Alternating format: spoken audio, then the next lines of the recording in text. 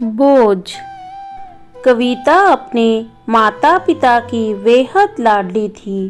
3 बड़े भाइयों की बहन थी। कोई भी चीज़ मांगने पर उसी वक्त सामने हाजिर हो जाती। पूरे घर में रौब था उसका। पूरे परिवार और नौकरों पर राजकुमारी की तरह हुक्म चलाती थी कविता।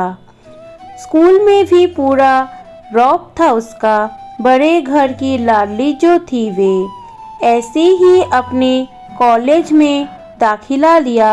उसके ठाट बाट बड़ी गाड़ी में आना जाना, हर दिन नया फैशन देखकर हर कोई उससे दोस्ती करना चाहता था। थोड़े ही दिनों में उसके बहुत से दोस्त बन गए। पूरे कॉलेज में उसकी अपनी ही एक पहचान थी। इन दिनों उसके घर एक रिश्ता आया।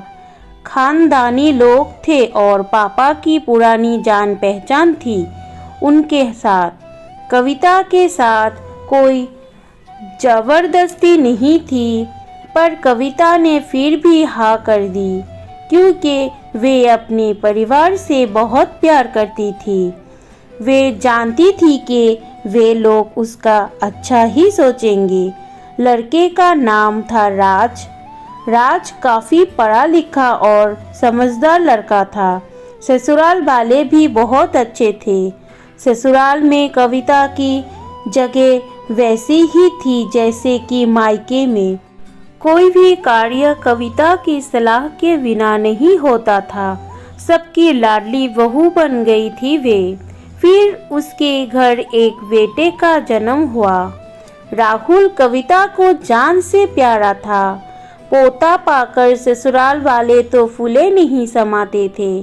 कविता कभी कभी सोचती थी कि उसकी किस्मत कितनी अच्छी है। उसका हर अपना उसे कितना प्यार करता है। चाहे जीवन में कैसा भी समय आए, मेरे अपने हमेशा मेरे साथ है।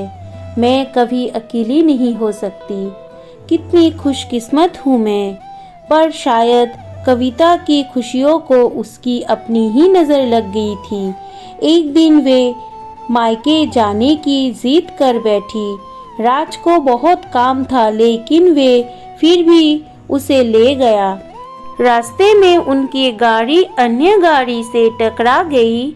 कविता, राज और राहुल बेहद बुरी तरह से जख्मी हो गए। काफ़ी दिनों के इलाज के बाद राज और राहुल तो ठीक हो गए, लेकिन कविता पूरी तरह ठीक ना हो सकी। सर पर चोट लगने के कारण वे अपनी आंखों की रोशनी खो बैठी।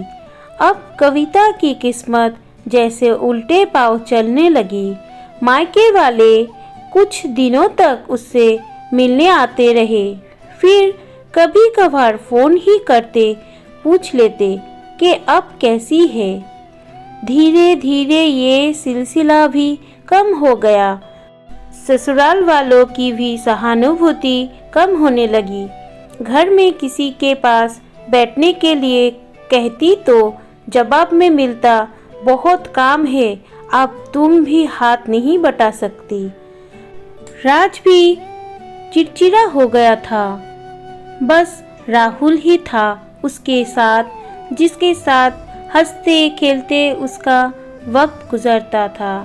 एक दिन कविता के हाथ से कुछ सामान गिर गया, जिसकी वजह से राहुल को हल्की सी चोट लग गई।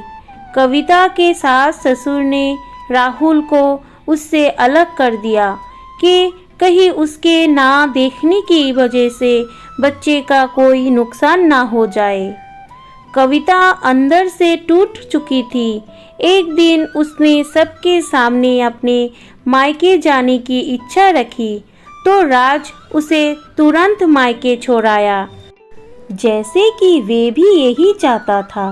लेकिन राहुल को उसके साथ नहीं भेजा गया। कविता कभी राहुल से दूर नहीं रहती थी, पर अपनी कमी के कारण उसने ज़्यादा बहस नहीं की। कविता को लगा कि वे 3-4 दिन वहाँ रहेगी तो थोड़ा हवा पानी बदल जाएगा, क्योंकि वे कितने दिनों से कहीं भी बाहर नहीं गई थी। घर वाले भी इतने दिनों बाद उसे देखकर कितनी खुश हो गए।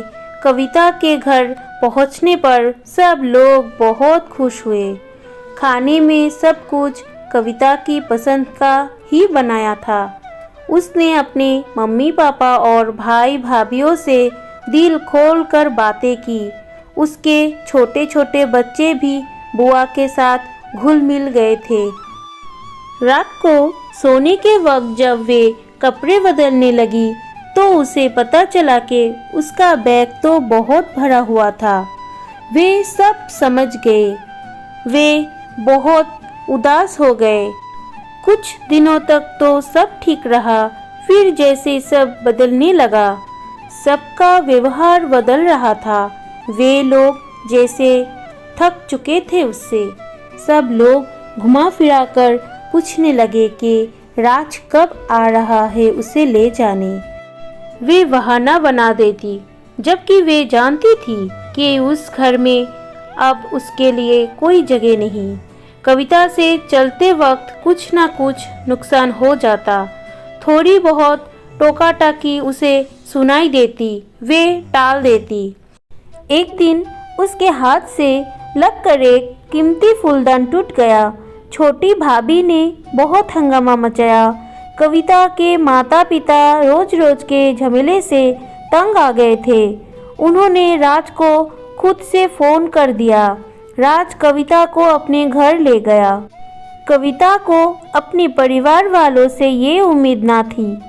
जिस कविता के कहे बिना घर में एक पत्ता भी नहीं हिलता था, उस घर के लिए वे अब बोझ बन चुकी थी। राज के साथ ससुराल आते वक्त वे बहुत खुश थी, क्योंकि वे अपने घर जा रही थी, अपने जिगर के टुकड़े राहुल के पास। परंतु ये खुशी भी कुछ पल की ही थी। सारे बंदोबस्त पहले ही किया हुआ था। कविता को सीधे ऊपर वाले कमरे में पहुंचा दिया गया। राहुल से दूर रहने की सख्त चेतावनी दी गई। एक काम वाली लता को उसकी जिम्मेदारी सौंपी गई, जो उसके खाने पहनने जैसी ज़रूरतों को ध्यान रखती। कविता ज़्यादातर चुप ही रहती। कभी कभी काम वाली लता से थोड़ा बतिया लेती। उसके ज़रिए राहुल का पता चल जाता। सबकी लाडली बेटी और बहू सबके लिए लाडली से बोझ बन चुकी थी। दोस्तों, अगर आपको मेरा वीडियो अच्छा लगे तो आप लाइक, शेयर और सब्सक्राइब ज़रूर कीजिए।